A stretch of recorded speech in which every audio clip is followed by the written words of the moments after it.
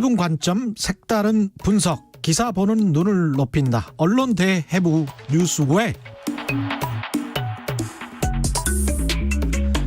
기사 보는 눈을 쑥쑥 높여주는 시간입니다. 원래 제가 출연하는 코너인데요. 진행을 맡고 있는 관계로 누구를 모셨겠습니까? 예, 주진우 기자 모셨습니다. 안녕하세요. 안녕하십니까. 예. 주진우입니다. 네. 자리가 바뀌었네요. 네, 그러게요. 예. 고생이 많으십니다. 예. 어제는 정말 힘들었어요. 어제는. 예. 나중에 와서 이제 밥이라도 사야 됩니다. 네네. 예. 두 번 사겠습니다. 자가 격리 지금 며칠째입니까? 이제 일주일 지나고 일주일 남았습니다. 아, 그래요. 네. 뭐 괜찮으시죠? 확 찌지는 않을 것 같죠, 확진자. 그렇진 않은데요. 예, 몸이 확진자는 아니니까. 예, 예, 저는 음성이니까. 예. 아니고요. 저는 음성이고 예. 몸도 건강합니다. 그런데 몸이 벨벨 꼬이고요. 다 막 하기 싫고요. 예. 네, 좀 그렇습니다. 예. 화가 나고. 오늘 이야기 무슨 이야기 할까요? 오늘은 아주 중요한 재판이 있습니다. 역사적으로도 중요한 재판인데 예. 이 재판의 의미에 대해서 제대로 다루지 않는 것 같아서 제가 이재용 삼성전자 부회장 파기환송심 재판 준비했습니다. 예. 이제 선고만 남았는데 예. 어떤 의미들을 보셨나요? 일단 이 재판은 박근혜 전 대통령 그리고 최서원 씨한테 예. 그룹 경영권 승계를 도와달라는 청탁과 함께 뇌물을 건네서 재판을 받게 된 겁니다. 예. 그래서 언론에서는 계속해서 재판 리스크다. 재판을 받다가 삼성이 투자를 못한다. 이렇게 걱정을 하는 기사가 계속 쏟아지는데요. 예. 이거는 좀 언론이 너무 삼성 걱정을 하는 것 같고 사실 도둑질을 하다 걸렸는데 예. 경찰 때문에 지금 못 해먹겠다고 하고 있는 게 삼성의 입장이거든요. 예. 언론에서는 경찰 때문에 도둑 경영하기 어렵다고 계속 걱정하는 것이 현실인데 예. 저는 이 부분에 대해서 조금 더 짚어봐야 된다고 생각합니다. 예. 재벌, 특별히 삼성은 오래된 성역이었어요. 아무리 총수가 거짓말을 하고 잘못을 해도 감옥에 가지 않고 처벌을 받지 않았습니다. 잘 생각해 보십시오. 이병철 전 삼성 회장은 전두환 전 대통령한테 뇌물을 줘가지고 유죄를 받았습니다. 예. 그리고 이건희 전 삼성 회장은 노태우 전 대통령한테 뇌물을 줘서 처벌을 받았습니다. 그리고 예. 그 이후에도 이명박 박근혜 전 대통령 모두 삼성의 뇌물로 구속이 돼 있어요. 그렇습니다. 그렇죠. 그런데도 불구하고 예. 삼성에 대해서는 처벌을 하지 않고 재판을 제대로 하고 지금까지는 검찰이 부르지도 조사하지도 못하고 지금 넘어왔던 관행을 이제는 좀 뛰어넘어야 될 때라고 생각합니다.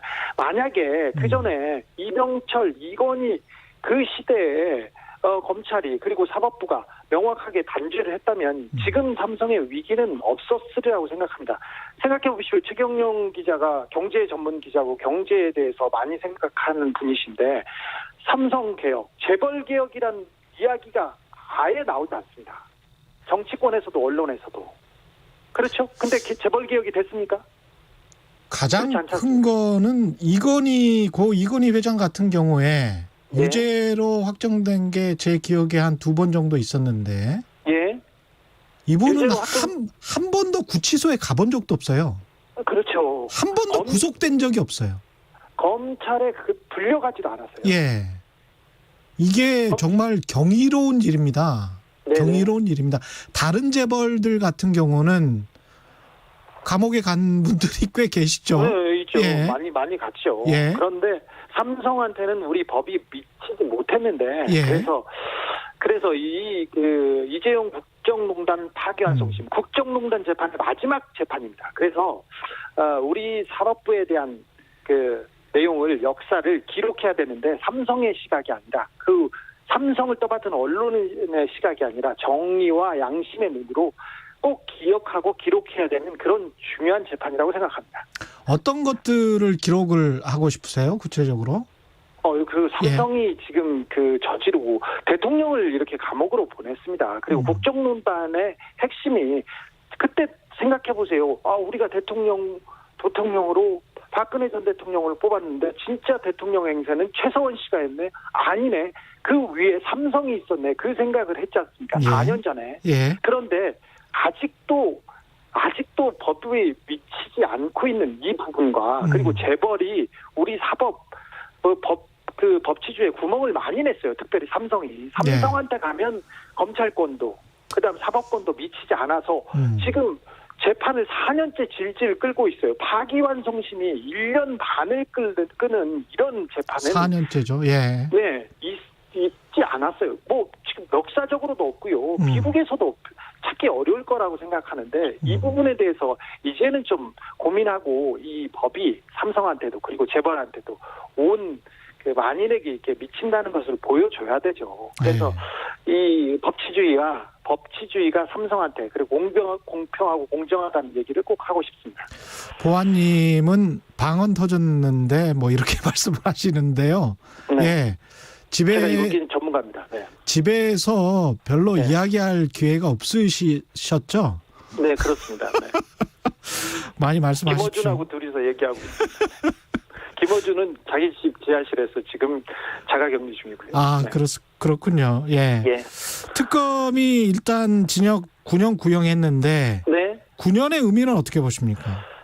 1, 2심에서는 그 특검이 징역 12년 구형했어요. 예. 근데 구형량을 다소 낮췄는데 예. 대법에서 해외로 빼돌렸던 그 자금에 대해서 그 부분에 대해서 무죄를 줬거든요. 그래서 이 부분을 좀 낮춰주기도 했는데 가장 합리적인 구형이어서 집행유예를 못하도록 9년을 구형했다. 이렇게 특검 측에서는 얘기를 하더라고요. 제가 취재를 해봤더니. 예. 관련법상 횡령액이 50억을 넘어가고 매물액수가 86억 원이거든요. 그래서 예. 50억 원을 넘어가면 집행유예 선고가 아예 안 됩니다. 그렇죠. 특가법에서. 예. 그래서 꼭 구속시켜주세요 하면서 이거는 합리적으로 저희가 구형합니다 하면서 지금 내세운 게 9년입니다. 예. 이 4년 가까이 이어지고 있는데 재판이 이재용 네. 부회장 결정적인 장면 몇 개를 꼽아본다면 어떤 것들이 있을까요? 사실 2010 국정농단 사건 때 예. 구속영장이 청구돼서 이재용 부회장은 구속됐었습니다. 예. 그런데 1심에서는 징역 5년으로 계속 구속이 이어집니다. 그런데 2심에서 정영식 부장판사라는 분을 만나서 예. 정영식 부장판사가 저 승마 지원 그리고 동계 스포츠 영재센터 지원 등 전체를 무죄로 판단하면서 집행유예를 내줬어요. 그 50억 아까 그 관련법상 횡령액이 50억 넘었다 이 얘기 썼는데 50억 액수를 밑으로 맞추면서 집행유예를 내줬습니다. 그런데 대법원에서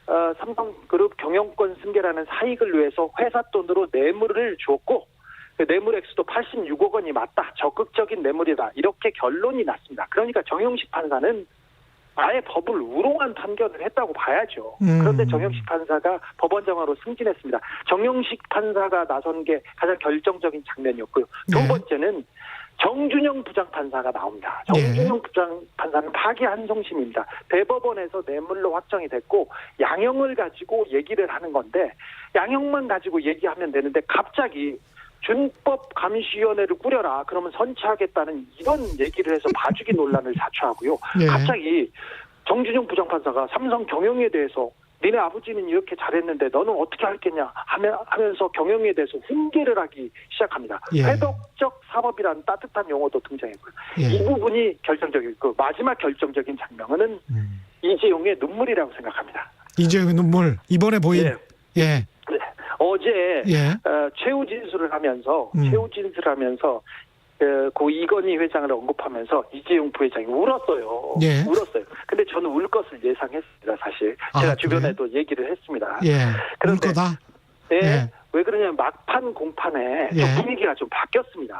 어떻게? 아시다시피 준법감시위원회를 꾸리면 좀 봐주겠다 이렇게 했는데 준법감시위원회가 잘 작동할 것인지 전문 심리위원들이 이게 감사를 했는데 예.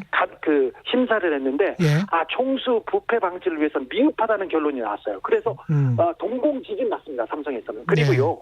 삼성에서 재판부에서 갑자기 삼성이 저지른 거대한 사건들 아까 말했던 고 이병철 회장의 뇌물 사건, 대통령 뇌물 사건, 고 네. 이건희 회장의 뇌물 사건, 그리고 그동안 크게 저지른 삼성의 범죄, 그 이후에 어떻게 반성하고 어떻게 제도를 개선했는지 이 부분을 성명하라 이렇게 얘기를 해가지고 삼성에서 그렇게 따뜻하게 재판이 치러지다가 갑자기 실형이 예. 나올 수도 있다는 의견이 처음으로 나오기 시작하면서 삼성이 다급해졌어요. 그래서 예. 어제 마지막 재판에서 재판 마지막까지 의견서를 장황하게 써가지고 제출을 했어요.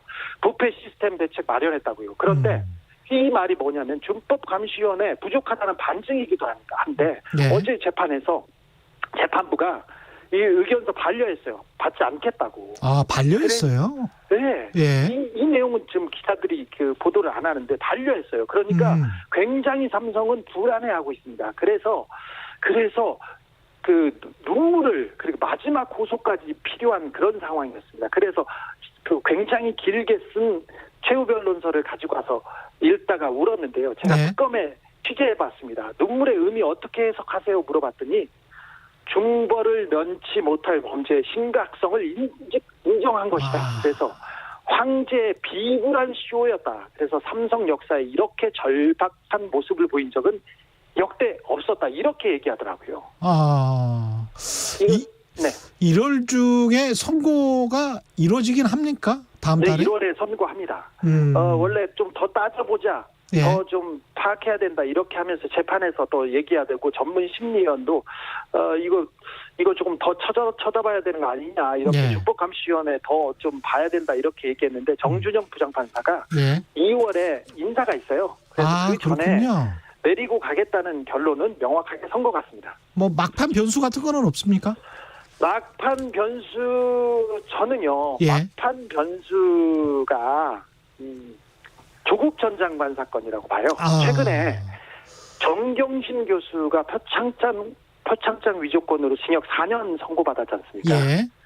근데 이게 펀드나 권력형 비리하고도 거리가 거의 먼 사건이었는데 이 사건으로 징역 4년이에요. 예. 근데 자, 이 이건 사건은 뇌물이야. 뇌물이고요. 대통령을 특경강법이야. 감옥으로 보냈어요. 두 번이나. 그리고 뇌물 액수도 86억 원이어서 특가법이에요. 예.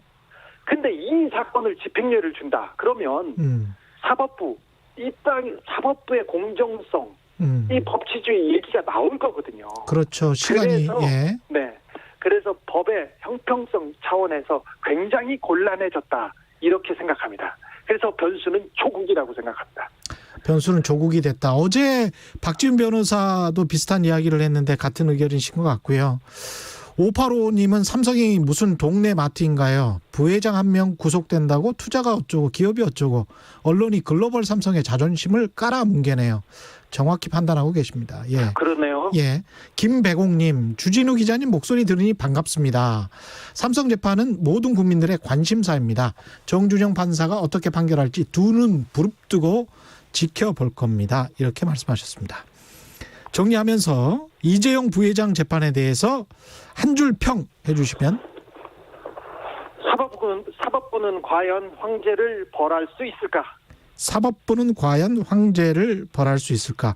너무 높여주시는 거 아니에요? 이재용 부회장이 황제까지? 황제인가? 사법부와 언론에서는 황제로 지금 있습니다. 그렇죠. 네. 그렇죠. 네. 주진우 기자나 저나 뭐 이렇게 황제로 인정하지는 않지만. 네네. 저희는 인정하지 않습니다. 예. 2020년 얼마 시간이 안 남았는데 올해 어떠셨습니까, 주진우 기자는? 좀 암울했어요. 그래서 빨리 시간이 지나갔으면 좋겠습니다. 2020년 빨리 안녕하고 싶습니다. 마지막으로 주진우 라이브 타임캡슐 프로젝트 이거 계속 해오셨잖아요. 1년 후에. 네네네. 오늘이 마지막 날인데 이거 같이 해야 된대요. 1년 후에 열어볼 메시지 많은 분들이 참여해 주셨다고 하는데요. 네. 여러분이 보내주신 메시지들 잘 저장해냈다가 내년에 열어보겠습니다. 그럼 주진우 기자와 함께 외쳐보겠습니다. 타임캡슐 봉인.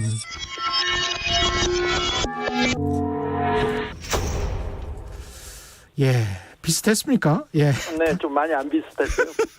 근데 확실히 봉인한 것 같습니다. 예. 아주 밀봉했습니다. 타임캡슐 프로젝트 1년 후에 참여해 주신 여러분 감사하고요. 주진우 기자 고맙습니다. 감사합니다. 새해 복 많이 받으세요. 예, 새해 복 많이 받으십시오. 예. 실시간 교통정보 알아보겠습니다. 교통정보센터 고기내 씨 나와주세요. 네, 이 시각 교통정보입니다. 올 한 해도 수고 많으셨습니다. 연말연시 특별 방역 기간이기도 해서 올해 카운트다운 행사는